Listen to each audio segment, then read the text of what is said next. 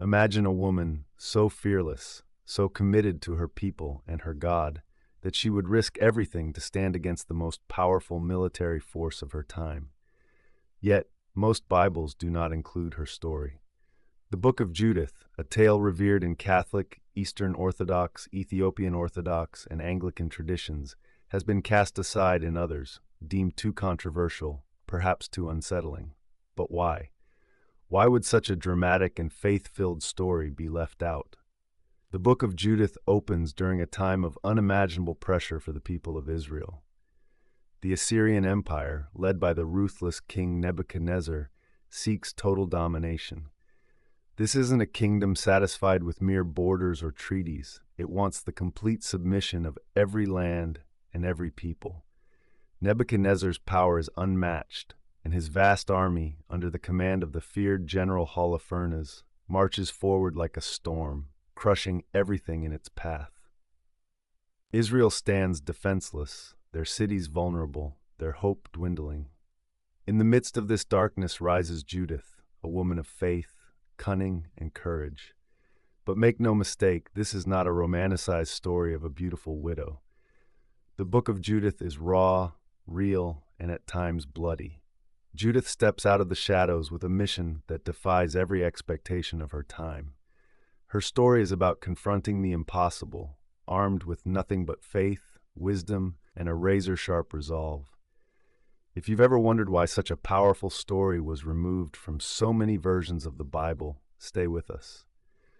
In this video, we'll journey through the forbidden tale of Judith, uncovering the layers of faith, bravery, and divine providence that make her one of Scripture's most fascinating and formidable heroines.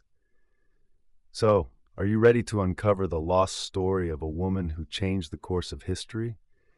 To understand Judith's story, we need to set the scene.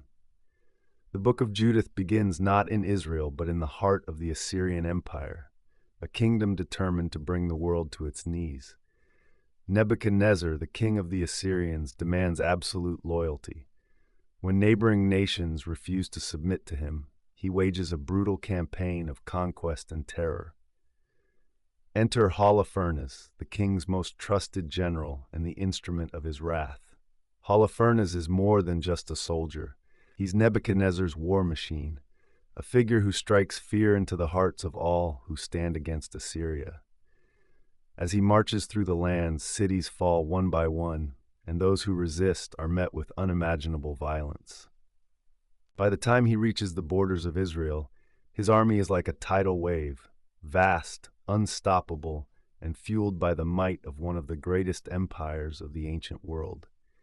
Israel finds itself caught in a nightmare, surrounded by Assyrian forces.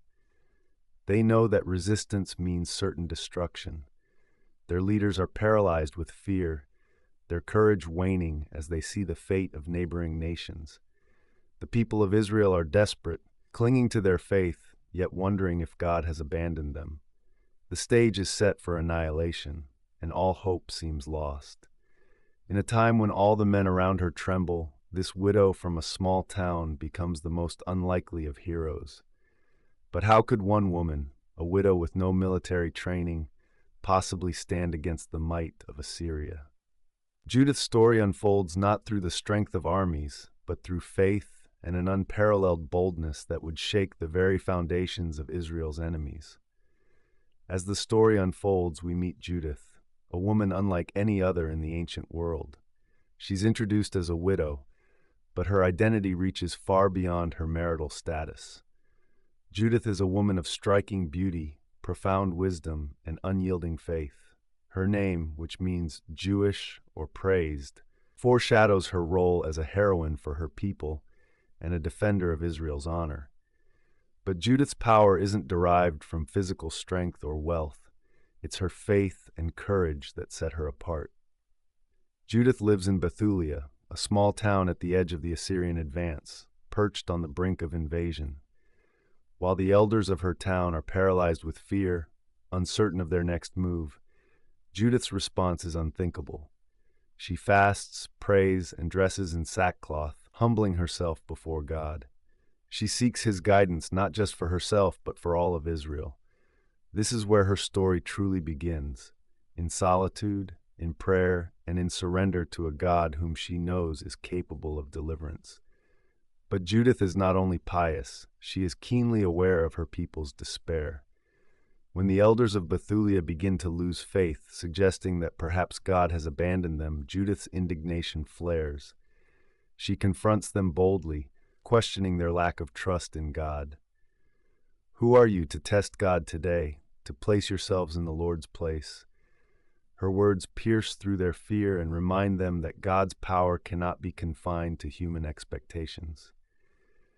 In a world where women were rarely seen as leaders, let alone warriors, Judith steps forward with a strength that comes not from societal authority, but from an unshakable conviction.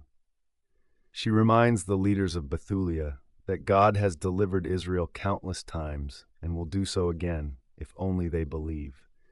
Judith's faith is her greatest weapon, and she wields it with absolute confidence. Her message is clear. Their hope lies not in the strength of arms, but in complete surrender to God's will. But Judith is about to do more than just talk. She has a plan, one that requires both unimaginable bravery and a willingness to risk everything. It's a plan that will bring her face to face with the brutal Holofernes himself, placing her life on the line in the most dangerous way imaginable. As the Assyrian army presses closer, Judith reveals a plan so audacious, so dangerous, that it shocks the leaders of Bethulia. This isn't a call to arms or a plea for negotiation. Judith has decided that she will go alone into the enemy's camp and confront General Holofernes herself. It is a mission laced with danger, but Judith's faith is unwavering. She believes that God has placed this mission on her heart and that he will deliver Israel by her hand. Judith prepares with meticulous care, understanding that her survival and Israel's victory depend on both her faith and her cunning. She discards her widow's garb, removing her sackcloth and ashes. Instead, she adorns herself in fine garments, anointing her skin with fragrant oils, placing jewelry upon her neck and wrists, and styling her hair with great care. She transforms herself into a vision of beauty and elegance, an image designed to captivate and disarm. Judith knows the power of appearances, and she uses it not out of vanity, but as a tool of divine strategy. The people of Bethulia watch in awe, uncertain and fearful. Some may wonder if Judith is sacrificing herself, walking into the very jaws of the beast. But Judith knows what she is doing. Her transformation is not just physical, it is spiritual preparation. She carries with her a heart sharpened by prayer and an unshakable faith that God will give her victory. Under the cover of night, Judith and her maids slip out of the city gates and approach the enemy lines. When the Assyrian guards spot her, they are stunned by her beauty and allow her through, astonished by the audacity of an unarmed woman walking into their camp. She tells them that she has fled Bethulia and seeks an audience with Holofernes, claiming that she can provide him with critical intelligence to help him conquer the city. Word reaches Holofernes quickly, and the mighty general, driven by both curiosity and arrogance, summons her to his tent. Here, Judith begins the intricate dance of faith and deception. She speaks to Holofernes with humility, presenting herself as a humble widow who has come to offer herself as a servant. She weaves a web of half-truths and ambiguous promises, luring Holofernes into a false sense of security.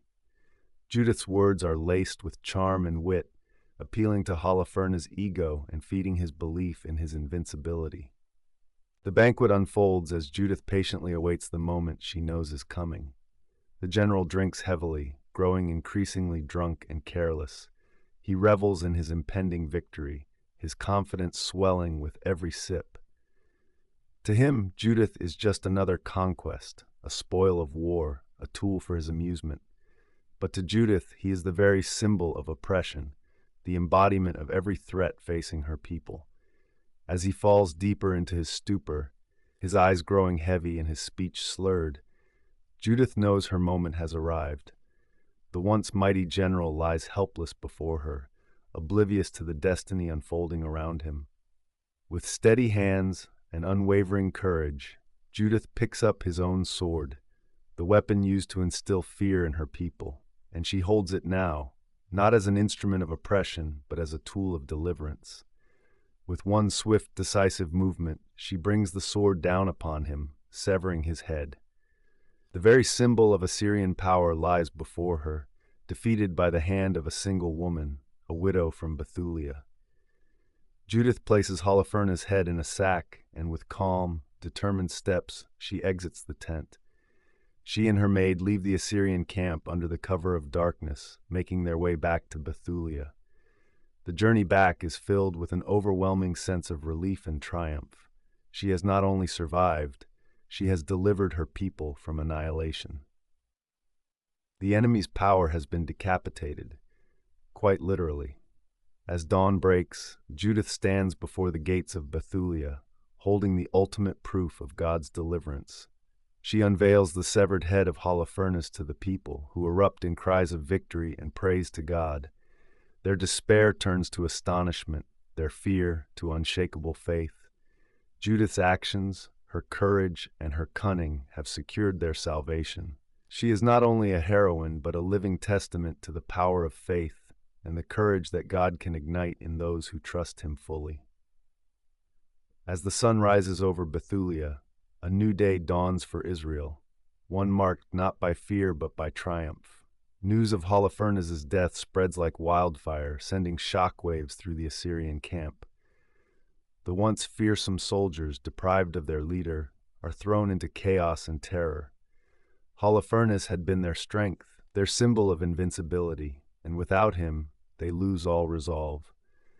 The Assyrian army scatters in confusion, their unity shattered by the death of their general at the hands of a single unarmed woman. The people of Bethulia, who had cowered behind their walls, now rise up with newfound courage. They surge out of the city, pursuing the fleeing Assyrians, who are utterly defenseless without Holofernes to lead them. What had been a siege, a seemingly hopeless stand, turns overnight into a sweeping victory. The tables have turned in a way that defies logic, leaving no doubt that this deliverance is the work of God. Israel has been saved, not by force of arms, but by the faith and bravery of Judith. Judith herself is greeted with reverence and awe upon her return to Bethulia. She is no longer just a widow or a woman of quiet piety. She is a heroine, a symbol of divine strength. The elders of Israel, the same men who had doubted God's willingness to save them, bow before her in gratitude, recognizing the profound faith that led to their salvation. They marvel at her wisdom, her courage, and the way she walked straight into the lion's den, carrying nothing but her trust in God. Judith's words in Judith 16:13 ring out as a victory song for all Israel. I will sing to my God a new song. O Lord, you are great and glorious, wonderful in strength, invincible. A massive celebration breaks out as Israel gathers to praise God and honor Judith. The Book of Judith describes how the people rejoice, lifting songs and offering sacrifices, acknowledging that God has delivered them through the hands of a humble widow. Her story becomes a song of courage sung by generations to come. Judith's victory is more than just a moment of triumph. It's a message to all of Israel, a reminder that God's strength is made perfect in what the world sees as weakness. Through Judith, God's power is displayed in the unlikeliest of vessels. The story does not end with Judith's victory, however. The Book of Judith tells us that she lives a long life, honored and respected by all, yet she never remarries. Judith remains independent, devoted to God alone, a woman who walked a path few could follow. Her legacy lives on as a testament to what faith can achieve, inspiring countless generations to trust God even in the darkest of times. Judith's story is a reminder that courage, when fueled by faith, can overcome any force of darkness. Her life challenges us to ask ourselves, what risks are we willing to take when we believe in God's power? How far are we willing to go to stand for what we know is true? If this story of Judith's bravery and unshakable faith resonates with you, let us know in the comments. Would you like to see more about hidden figures like Judith, whose stories reveal the depth and strength of God's providence?